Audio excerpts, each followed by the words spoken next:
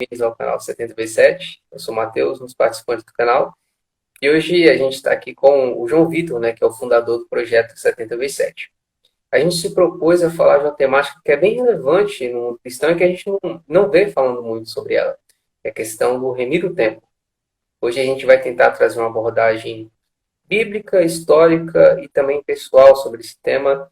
E a gente espera muito mesmo que a gente possa ajudar vocês. Enfim, para a gente iniciar bem, a gente vai fazer um panorama bíblico, né? Ler aqui pelo menos dois versículos da Bíblia que falam sobre essa questão do remir o tempo e logo após a gente vai conversar um pouquinho mais sobre a importância do tempo, né?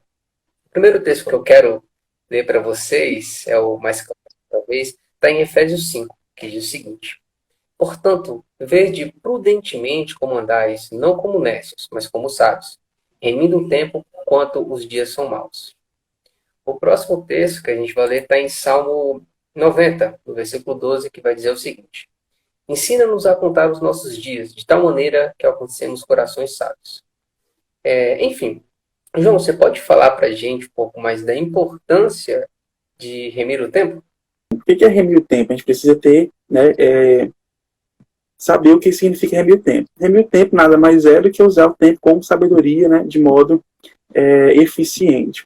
E aí, por que é importante remir o tempo? Acho que o primeiro ponto aí, talvez o principal deles, seja de que a vida ela é escassa, né, a vida ela é passageira. Nós, jovens principalmente, nós temos uma visão de que nós temos todo o tempo do mundo, nós temos uma vida aí pela frente, e aí, por causa disso, muitas vezes nós postergamos algumas decisões que nós precisamos tomar. Só que acontece que Tiago, ele vai dizer, por exemplo, que a vida ela é como um sopro.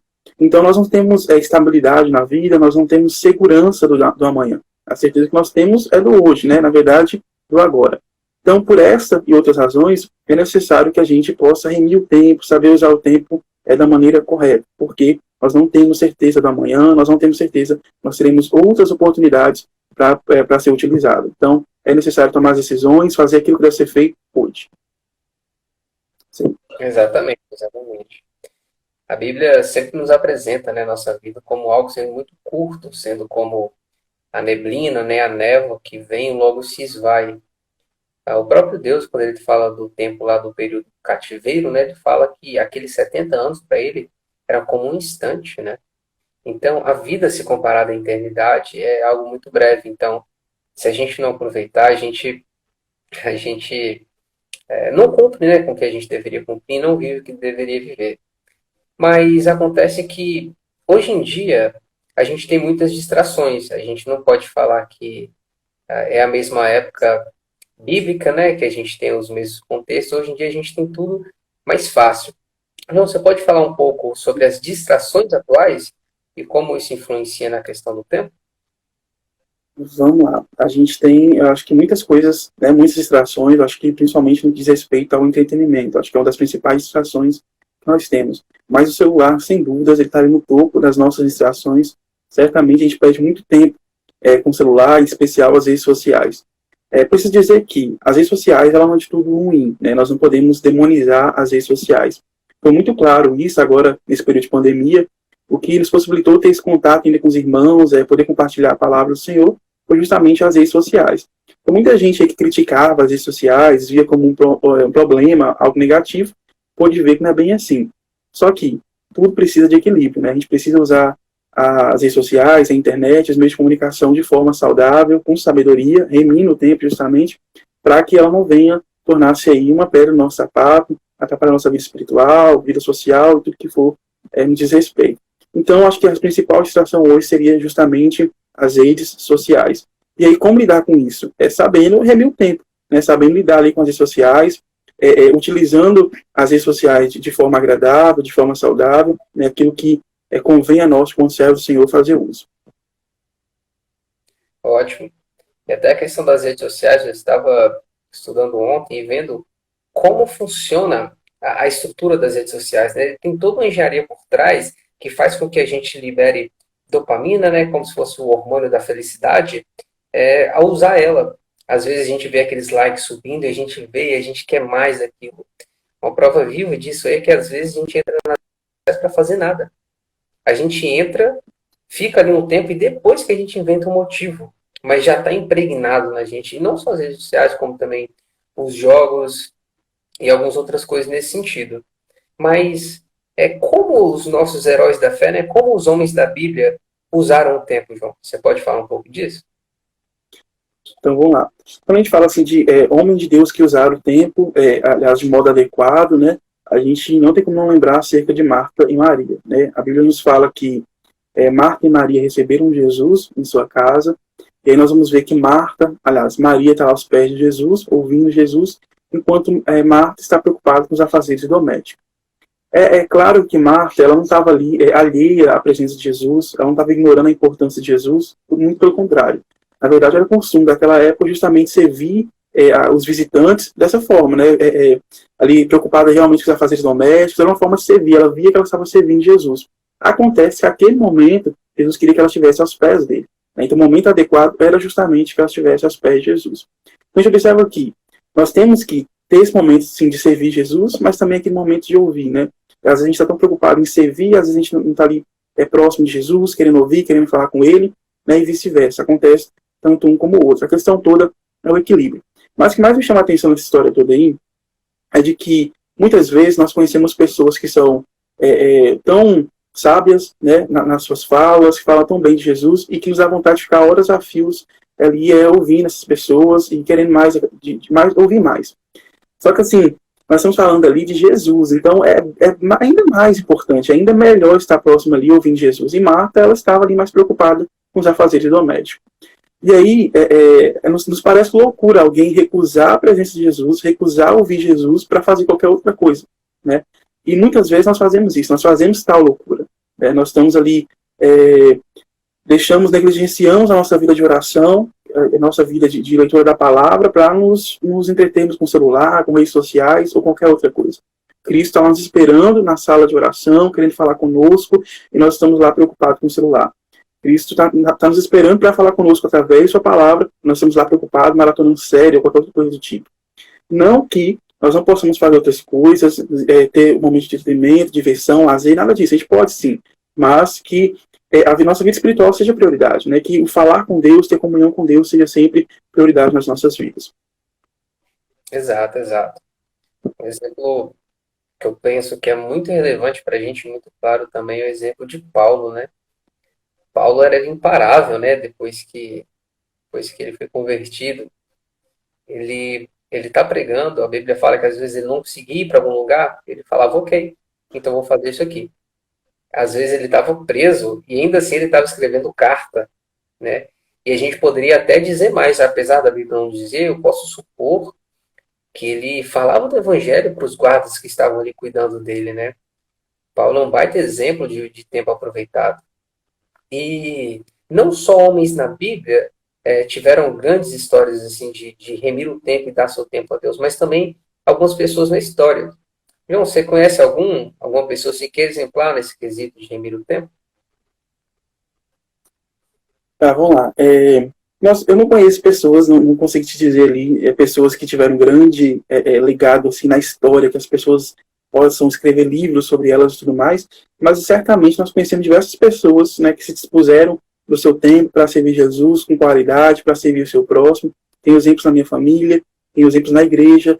Então, assim, são homens e mulheres que se dispuseram a fazer a vontade do Senhor, e eu entendo que nós, quando servos do Senhor, devemos fazer a mesma coisa também, né? Dedicarmos a nossa vida a Deus.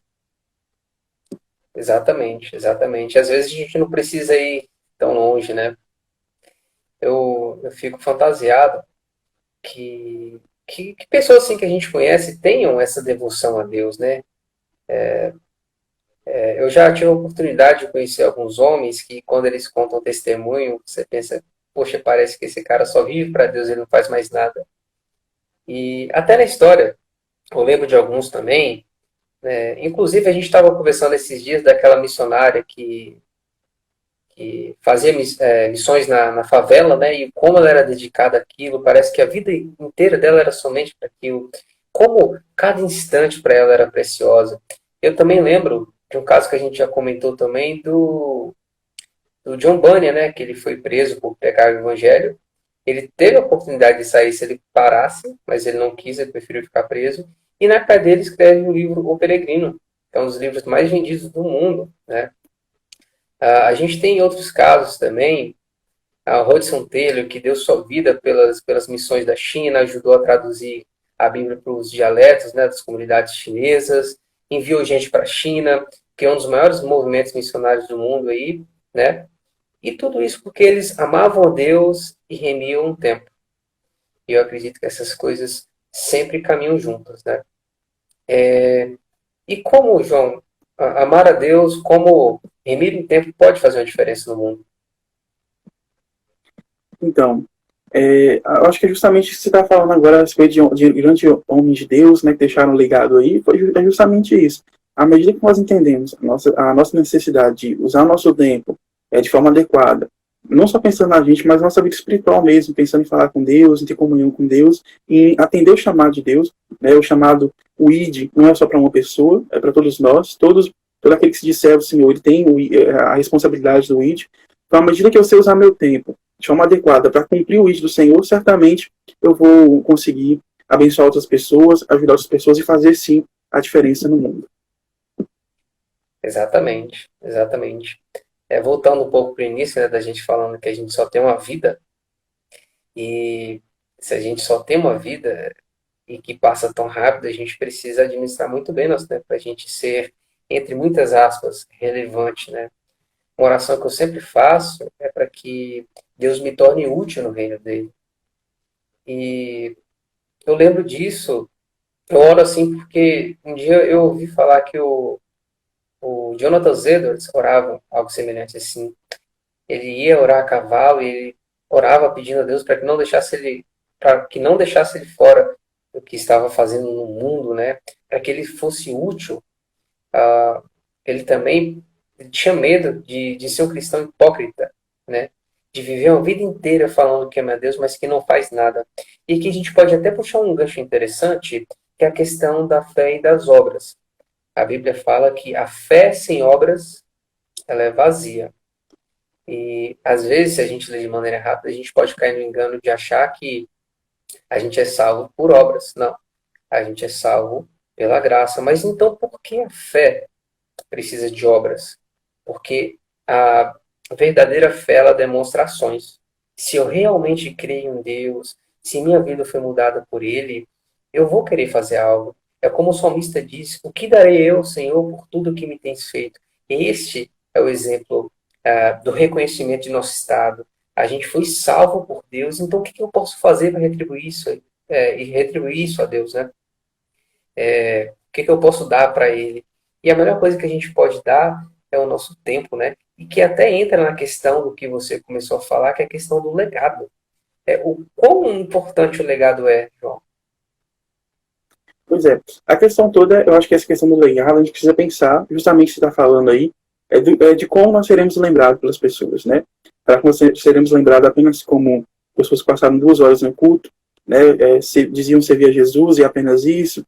Será que nós seremos lembrados como pessoas que viviam muito tempo no celular? Será que é só isso que nós queremos ser lembrados? Então nós precisamos ser lembrados por muito mais, né? Eu acho que não é nem questão da gente buscar renomes ou alguma coisa do tipo, mas realmente servir a Deus. À medida que a gente faz isso, inevitavelmente, as pessoas verão isso em nós, né? E isso é bom para a glória de Deus apenas, não para a nossa glória. Mas é importante que a gente busque isso. É o que você falou, a gente só tem uma vida. Né? E passar essa vida aqui como alguém que passou 2 horas por culto em domingo não é suficiente, não. A gente precisa buscar algo muito mais. Deixar queimar nosso coração o desejo por fazer a obra do Senhor, por fazer a vontade de Deus, alcançar pessoas. Acho que isso tem que ser o desejo do nosso coração. Exato. Você falando e até me fez lembrar de uma música do Keith Green, que ele fala que obedecer, né, é melhor que sacrificar. Aí Deus fala para a pessoa: eu quero mais do que domingos e do que quartas-feiras à noite. Eu quero sua vida. E até entra num dilema que às vezes, eu acredito que todo mundo que faz parte do cristianismo já teve, né? Que é: como eu posso agradar a Deus? E às vezes a gente pensa que para agradar a Deus, para remir o tempo, para viver uma vida que Deus se orgulha, a gente precisa, sei lá, ir para o campo missionário e viver integralmente para a obra. Só que o chamado de Deus é para que a gente seja cristão onde a gente está. Ou seja, você pode ser um bom cristão no seu trabalho, na sua escola. Você pode organizar seu tempo, remir, cuidar do seu tempo para que você seja uma melhor pessoa, ao invés de gastar 3 horas nas redes sociais, você poderia dedicar pelo menos uma dessas a estudar o conteúdo do seu trabalho. De repente, você é atendente, estudar como atender melhor as pessoas, como atender as pessoas, como se você estivesse atendendo a Deus. E com certeza, sim, você vai estar remindo o seu tempo, você vai estar honrando a Deus e honrando o seu próximo. Inclusive, isso até entra no que a gente vai falar agora, que são as dicas práticas, né? O que a gente pode fazer, João, na prática mesmo, para remir? De modo geral aqui, já resumindo ali tudo que já tem falado, a gente precisa lembrar que existe uma pós-vida, né? Então não é simplesmente acabou a vida aqui tá, e acabou, pronto. Não. Existe uma pós-vida, uma vida com Deus e uma vida sem Deus, né? Ou é céu ou é inferno. Então quando a gente tem essa mentalidade, a gente começa a entender, não, peraí, enquanto eu estiver aqui, eu preciso fazer boas escolhas, eu preciso usar meu tempo de modo adequado.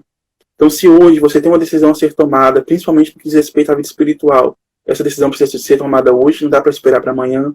Se sua vida espiritual tem sido relaxada, vida de oração, vida de leitura da palavra, isso precisa ser mudado hoje, não dá para deixar para amanhã. Por quê? Porque nós não sabemos da manhã. Mas uma coisa é certa, depois daqui ainda tem outra vida. Né? E as nossas escolhas aqui, elas vão refletir lá. A gente precisa ter essa mentalidade. E, e aí, como fazer isso? Né? Então, começando, tendo esse desejo, essa convicção de que eu preciso orar, preciso ler Bíblia, preciso buscar mais de Deus. E aí, uma dica prática para tentar fazer isso, para você que tem dificuldade em orar, em ler Bíblia, é tentar colocar isso na sua rotina. Às vezes a gente pensa assim, quando dá tempo eu vou ler a Bíblia, quando dá tempo eu vou orar. Então, busque um horário adequado do seu dia, né? E que esse dia esteja marcado, realmente esse horário seja sempre marcado, agendado ali para que você faça isso, para que você ore, para que você leia a Bíblia. Então você coloca ali na sua rotina, agende, né, o seu dia e coloque na sua rotina. Então talvez, sei lá, meio-dia é o melhor horário para você orar. Então todo dia, às meio-dia, você vai orar, você vai ler a Bíblia. E aí você busca fazer isso, uma forma de garantir que você não vai deixar de fazer isso aí que é importante. Exatamente. E eu até acrescentaria nesse ponto aí, não negocie esse horário que você determinou por nada. Vamos dizer que você coloca de meio-dia às 1, né? De repente, esse horário de almoço que você vai orar ou ler a Bíblia, com certeza você vai ser tentado a negociar esse horário. Alguém vai te chamar para fazer alguma coisa, vai acontecer alguma coisa, mas você não pode, você tem que jogar duro consigo mesmo. A Bíblia fala que o nosso coração é extremamente enganoso e que a gente não conhece. O primeiro que vai te pregar a peça vai ser seu coração. O que eu diria para que vocês observem na sua vida e observar e entender o que está tomando o seu tempo. Pense, meu dia tem 24 horas.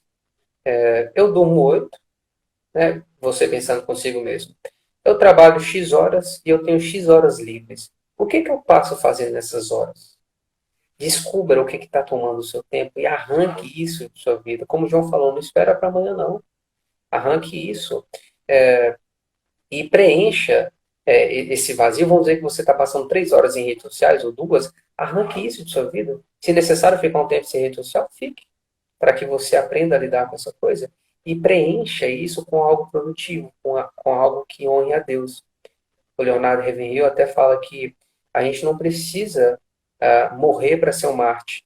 A gente pode morrer para alguma vontade nossa, para algum desejo nosso, para algo que é lícito. Como o João falou, não é errado ver um filme, não é errado entrar na rede social, fazer isso ou aquilo. Não, mas você pode abrir mão disso por amor a Deus. Poxa, ao invés de ficar 2 horas nas redes sociais, eu vou dedicar mais uma leitura da palavra e mais uma para ajudar o senhor da minha rua aqui que não teve educação. Eu vou ajudar ele a aprender, né? Ler, aprender a escrever. Com certeza você vai estar honrando o nome de Deus. Eu, eu também diria, ore a Deus e clame. Nossa natureza é totalmente inclinada para o mal. Então a gente só vai querer fazer coisas que nos afastam de Deus, é natural. Mas a gente tem que clamar a Ele, pedir, Deus, Me ensina a te amar, me ensina a ir o tempo, como a gente acabou de ler aqui na oração do salmista, né? Me ensina a ir o tempo, me ensina a ocupar meu tempo com coisas boas e se envolva em projetos. Eu fico fascinado com o Hernandes Dias Lopes, com o tanto de coisa que ele faz. Ele é presidente de uma igreja aqui, ele coordena outra coisa ali, tem mais de 100 livros publicados, e um dia a mulher perguntou para ele, como você arruma tempo para escrever? Ele falou, rapaz, é porque eu só faço as coisas com um propósito. Ele falou que só entra nas redes sociais se tem alguma coisa para resolver lá. Né? Às vezes a gente entra para ficar rolando o feed, fazendo nada, ele só entra se ele precisar fazer alguma coisa. Então, olha que homem de Deus, né? Ele ajuda a gente de todo o pensamento teológico, né? Seja da congregação dele ou de qualquer outra. Isso é uma bênção para a gente. E ele até explora um ponto, né? O que você quer ser encontrado fazendo no seu leito de morte? Você quer que as pessoas te encontrem com o celular na mão olhando o Instagram? Ou você quer ser encontrado fazendo a obra de Deus, fazendo algo que era relevante para o reino de Deus? Vamos pensar nisso e que no final da vida a gente possa dizer: combati um bom combate, guardei a fé. João, você tem mais alguma colocação? Algo que você queira falar mais? Caminhando ainda sobre isso aí que você falou, né, complementando aí, eu acho que é importante isso. Às vezes a pessoa tem uma certa dificuldade com as redes sociais, e nós somos muito tentados a isso, e é muito comum hoje a gente ficar muito preso às redes sociais, né? Como eu disse, acho que a principal distração hoje é a rede social. Então, assim, se tem essa dificuldade, às vezes é precisar sacrificar mesmo, né? Então, tira um tempo, fica sem rede social, se for necessário, sei lá, uma semana, um mês, para depois você voltar a usar com um pouco mais de com menos, ficar menos preso a isso, entendeu? Mas para que isso, de modo algum, ele alcance seu coração, porque Cristo ele deve ser o centro das nossas vidas, né? Ele deve ter prioridade nas nossas vidas. E se as redes sociais, ela nos tira o prazer de estar em Cristo, o prazer de ler a Bíblia, de falar com Deus, ela se tornou um ídolo, né? Ela tomou o lugar que era de Deus no nosso coração. Então, a gente precisa tomar esse cuidado, ter esse zelo, não só com a rede social, mas tudo aquilo que nos tira de Deus é problemático, né? Então, a gente precisa tomar esse cuidado daí. Exatamente. Nesse quesito a gente precisa ser radical. Às vezes a gente cai no engano do nosso coração de pensar, olha, a rede social me faz mal, vou ficar um tempinho sem ela. Vou ficar um dia, dois. Não, arranque isso da sua vida. Dependendo do nível que estiver arraigado entre você, se necessário até excluir a conta, faça isso por amor a Deus.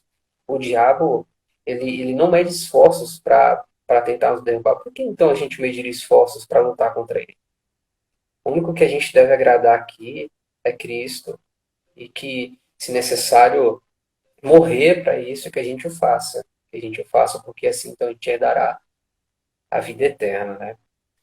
Para encerrar, eu diria uma frase, uma das minhas favoritas, que está escrita no túmulo do Leonardo Ravenhill, que diz o seguinte: a vida com que você tem vivido tem feito a morte de Cristo valer a pena? É de se pensar, eu vou pensar nisso, quero que você também pense. Enfim, foi uma honra e esperamos ter ajudado. João, muito obrigado aí, né? Por... Falou. E até a próxima, né? Espero que tenha outras oportunidades aí para a gente compartilhar um pouco mais sobre Cristo, o Evangelho. É isso aí. Deus abençoe. Com certeza. Amém, amém. Abraço.